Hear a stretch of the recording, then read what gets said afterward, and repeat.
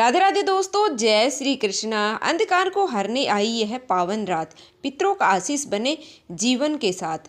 मार्गशीर्ष अमावस्या का अद्भुत पर्व महान श्री शिव और विष्णु कृपा से सबके कष्ट निदान हो। और मार्गशीर्ष अमावस्या का यह शुभ दिन पितरों के तर्पण, दान पुण्य और भगवान की आराधना करने के लिए विशेष ही महत्व रखता है।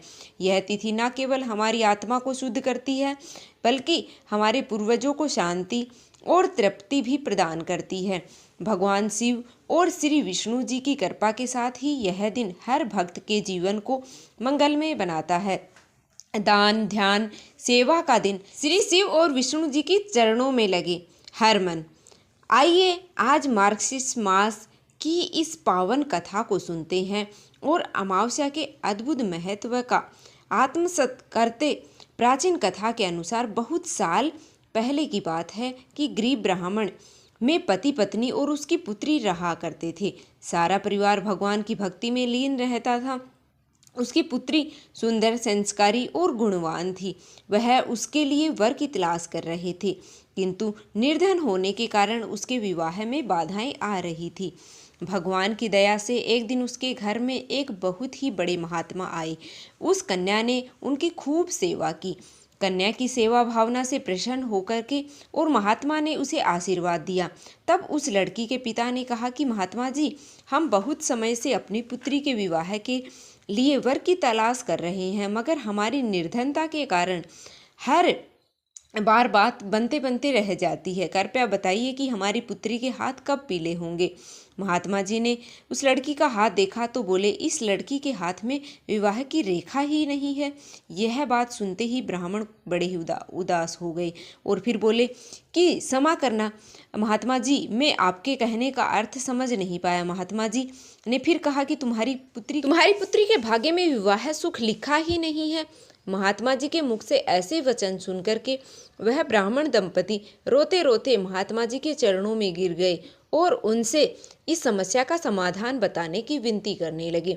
तब महात्मा जी ने उन्हें अपने चरणों से उठाया और बोले कि पास ही के गांव में एक सोना धोबिन जाति की पतिव्रता महिला अपने पति, बेटे और बहू के साथ रहती है। वह एक महान पतिव्रता स्त्री है। यदि आपकी पुत्री से उससे प्रसन्न कर ले तो वह आशीर्वाद स्वरूप जो भी मांगती है वह उसे देती है। आशीर्वाद स्वरूप उसकी मांग का सिंदूर उसे ले ले।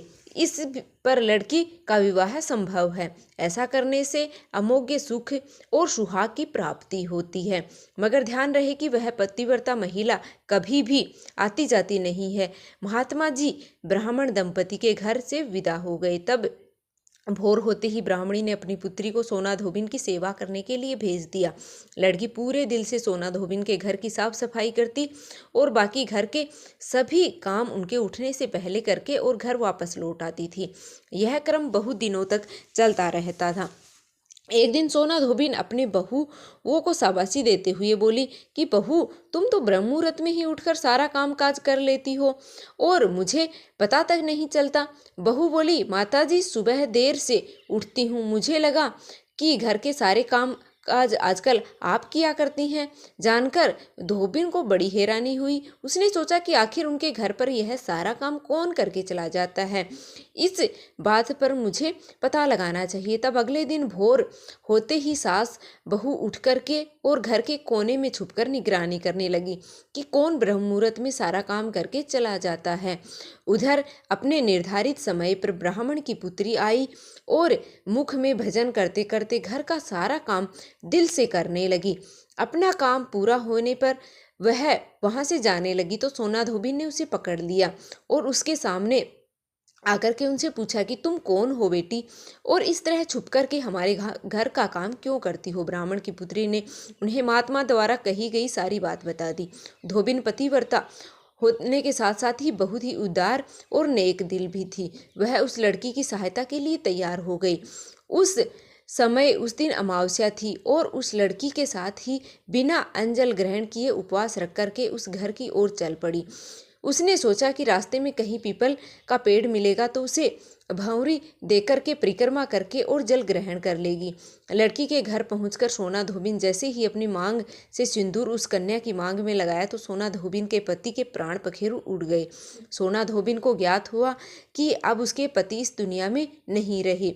वह ब्राह्मण के घर से विदा होकर चल पड़ी। रास्ते में पीपल का पेड़ देख करके ईंट के टुकड़े 108 भंवरी देकर के 108 बार पीपल के पेड़ की परिक्रमा करने के बाद जल ग्रहण किया। तभी उसके पति मृतदेह में प्राण वापस लौट आए। इस प्रकार अमावस्या के दिन पीपल के पेड़ की पूजा करने और कथा सुनने से सुहाग इन महिलाओं का सुहागे है वो अटल रहता है। सुहागिन महिलाओं को सभी प्रकार के मनोरथ की प्राप्ति होती है।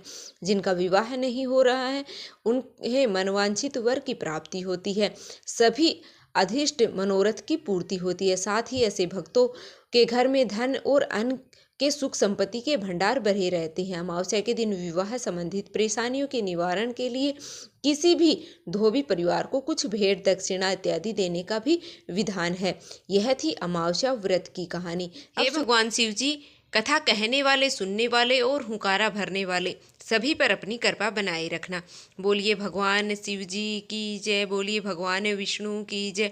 तो उम्मीद है दोस्तों कि आपको यह कथा पसंद आई होगी। अगर वीडियो थोड़ी सी भी पसंद आई है तो लाइक कर दीजिएगा और चैनल पर नए हो तो चैनल को सब्सक्राइब करना बिल्कुल भी मत भूलिएगा, क्योंकि जिससे आने वाली हर वीडियो की नोटिफिकेशन आपको सबसे पहले मिले। ओम नमः शिवाय। मिलते हैं फिर से एक और वीडियो के साथ।